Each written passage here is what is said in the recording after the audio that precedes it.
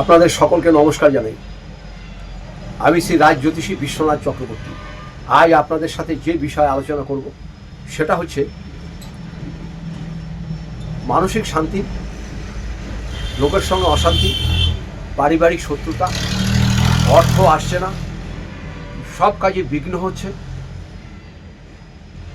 বাড়িতে একদম কলহ লেগেই থাকছে, সংসার চালাতে পারছেন না,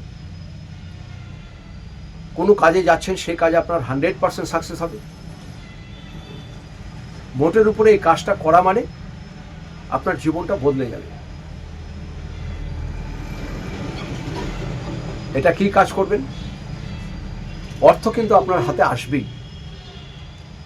একটি ভালো দেখে পান পাতা নেবেন, একদম পরিষ্কার পরিচ্ছন্ন পান পাতাটাকে ভালো করে ধুয়ে নেবেন। ধোয়ার পরে একটা পাত্রের ভিতরে একটু হলুদের গুঁড়ো নেবেন, একটু সিঁদুর নেবেন, আর একটু কেশর নেবেন, আর তার সঙ্গে একটা জিনিস পাওয়া যায় বাজারে দর্শবর্মার দোকানে, ওখান থেকে এই জিনিসটা নেবেন।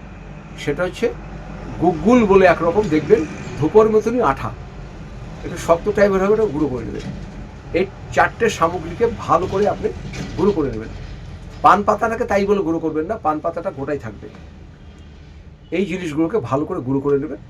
গুঁড়ো করে নিয়ে ওর ভিতরে যদি সম্ভব হয় 1 ফোঁটা, বেশি না 1 ফোঁটা মধু দেবেন। 1 ফোঁটা মধু দেবেন। মধু দিয়ে ওই পান পাতাটার উপরে আপনার এই অনামিকা আঙুল দিয়ে, ডান হাতের অনামিকা আঙুল দিয়ে আপনারা কি করবেন, একটি পান পাতাটা যেটা থাকবে, পান পাতাটা ভালো করে বসাবেন। বসিয়ে আপনার খালি নামটা লিখবেন, অস্পষ্ট হোক একবারে লিখবেন। আপনার নাম সাপোজ ধরুন তপন, আপনি তপন লিখবেন, আর গোত্রটা লিখবেন। গোত্র হয়তো আপনার বার্ষক গোত্র লিখবেন। আপনার নিজের নাম আর গোত্র, এটা পুরুষরা করবেন, মহিলারা করবেন। এইটাকে করে আপনার বাড়িতে ঠাকুরের যে আসন আছে সেই আসনের পিছনে কোনো ঠাকুরের অনেকেরই ছবি থাকে, ছবিটা উঠিয়ে ওই পান পাতাটা রেখে তার উপরে আপনি ছবিটা রাখুন। পান পাতার উপরে লিখতে হবে। আর যারা দোকানদারি করেন আপনাদের ক্যাশ বাক্সে রাখেন।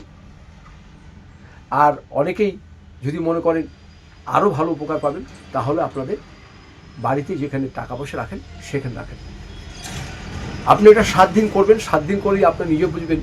অনেক ভিডিও দেখেছেন, অনেক কিছু করেছেন। এই ভিডিওটা আমরা একটা নতুন ধরনের ভিডিও, এই ভিডিওটা সেই জন্য করছি যে আপনাদের যেন প্রতিটি সংসারের উপকার হয়। বর্তমান সময়ে বহু মানুষ বহু কষ্টে আছে, বিশেষ করে অর্থ কষ্টের জন্য। আমি তাদের জন্য এটা করলাম। সবাই ভালো থাকবেন, সুস্থ থাকবেন। আর আমি এখানে কুষ্টি করি, বিবাহের জটক বিচার করি, বাস্তু বিচার করি, সন্তানদের পড়াশোনা গাইডে থাকি। যদি আপনাদের প্রয়োজন হয় আমার সাথে অবশ্যই আপনারা যোগাযোগ করবেন আমার নিচের নাম্বারে। সবাই ভালো থাকুন, সুস্থ থাকুন।